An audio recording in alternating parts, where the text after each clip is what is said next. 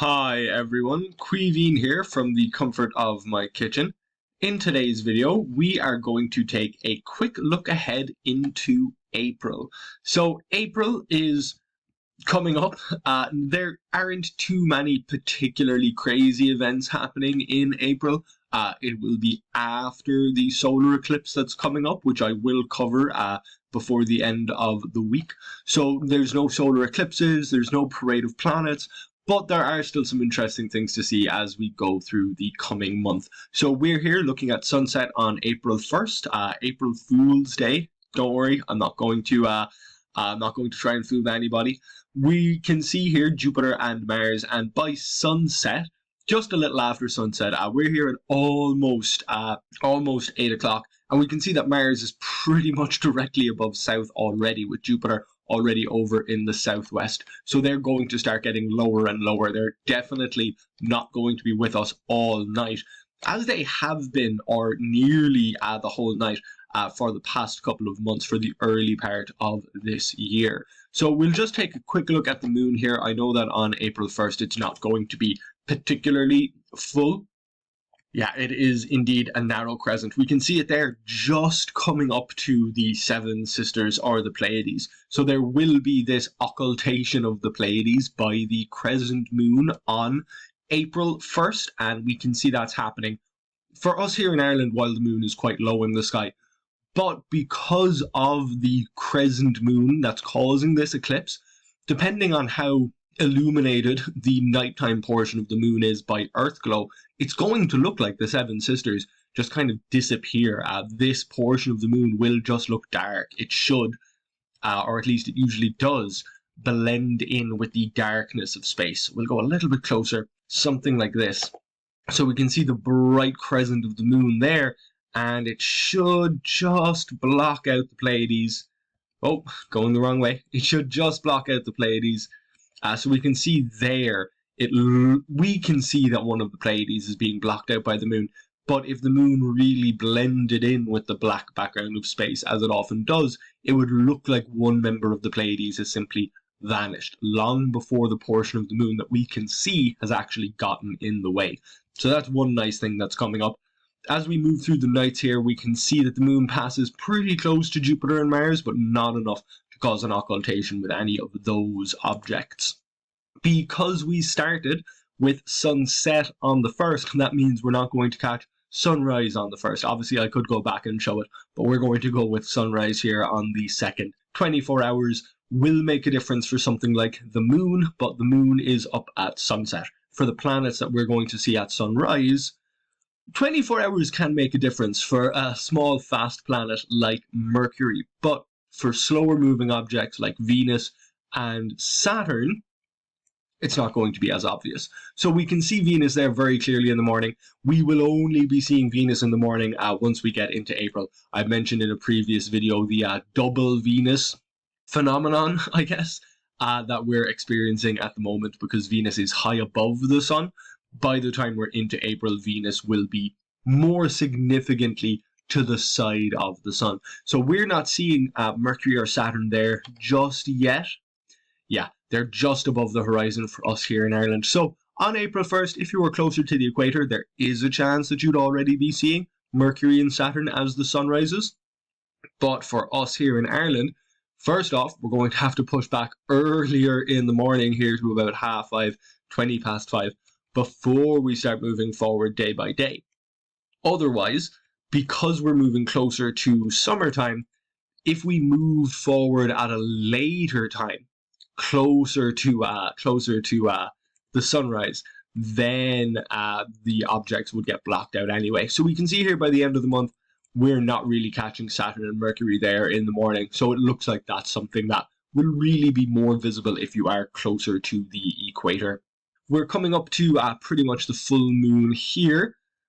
We'll take a closer look. It's 91.1% there, so not quite full, just past full. So we'll bring things a little bit later, so we're closer to the middle of the night.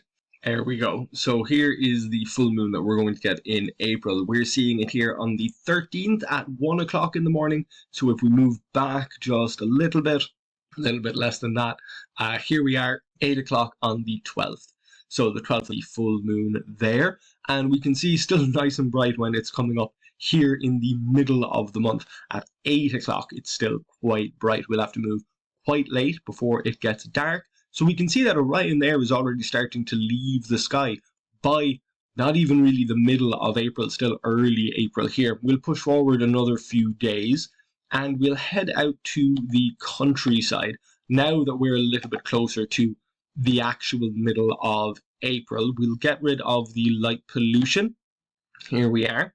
So yeah, there's still a little bit of sunset glow there at almost 9 o'clock when we're in the countryside. So we can see the Pleiades and Orion's sword there. They are going to be leaving the sky now as we come into summertime. Leo the Lion is already in a great position, and we can see the outer arm of the Milky Way there is already not quite setting with the sun, but it's just barely visible here at 20 past 9. It'll be gone by midnight. We'll be losing that portion of the Milky Way. We can see Vesta there, one of the smaller, one of the bigger asteroids, but one of the smaller things that we can see. You know, if you've got a telescope or binoculars, Vesta is only in the asteroid belt, so it is visible. Now, we can see here by mid-April, by the time that we've got this glow of the Milky Way coming up, the moon is there pretty close to full. It's less full by the time it's actually in front of the core of the Milky Way, but we'll move forward closer to the end of April, and there we can see the Milky Way rising above the horizon by just 1 o'clock. So it's still a little bit after midnight, but the nights aren't so short yet that we won't have very long to observe this. It's only coming up at about 1 o'clock, but it will stay above the horizon before the glow of the sun gets in the way until about 5. We'll see when the glow of the moon gets in the way here.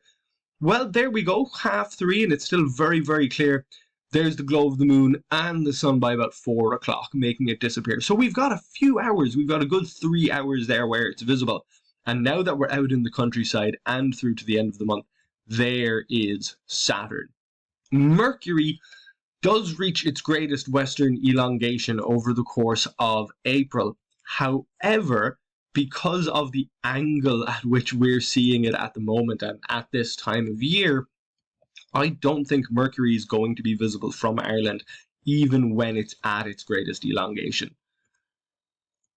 So no, there we go. It reaches its greatest elongation there around the 11th when it's very, very close to Saturn in the sky. But we can see they're so much lower in the sky than Venus, for example. The sun is here with no atmosphere. It's not above the horizon, but as I've shown in previous videos, the atmosphere refracts light. It's still not really above the horizon, but enough of its light is getting bent by the air around us to interfere with our view of the smallest, fastest planet. So very quickly, we're going to pull back closer to the middle of the night, and we're going to move forward to the end of the month. I do want to get the summer triangle in the sky, so we do need to move pretty late. April isn't quite late enough in the year for the summer triangle to be up with us all night. We are getting there, of course. So here are the meteor showers, and there are the Lyrids. So we can see the Lyrids radiating from the constellation of Lyra. We can see that here at the end of the month, the moon isn't there to interfere. And that's a good thing because these peak on the 22nd. So where are we? Here we go. On the 22nd, we can see that for a good portion of the night, right up until very close to morning time, the moon is out of the way. Now, we can see here, it's predicting, the 22nd must be in the morning of the 22nd. Oh, well, it's variable, I suppose. So it's showing up to 70, but it could be as low as 0. It's a very variable shower. You can see it goes up to 90 meters an hour sometimes. This meteor shower, again, it's happening later in the month of April, so we will deal with it in a little bit more detail, but it is coming up. The Lyrids tend to persist. So when you see a shooting star, it's very often a streak across the sky, and, the tail is disappearing while the front is still glowing. The trail left behind by a meteor is often quite brief. With the Lyrids, from what I've read, they seem to persist. They last a little bit longer in the sky, so we might take a look at that later in the month as well. So there are some of the things and some of the changes that we've got to look forward to coming into April, coming up to next month. I hope you get to see some of these things in the sky, and I hope that you enjoyed this video. If you did, please do like it. You can also subscribe to this YouTube channel if you'd like to see more of this content, and you can also read some of this information on my website, queevinscontent.ie. So thank you for watching, and hopefully I'll see you back here next time.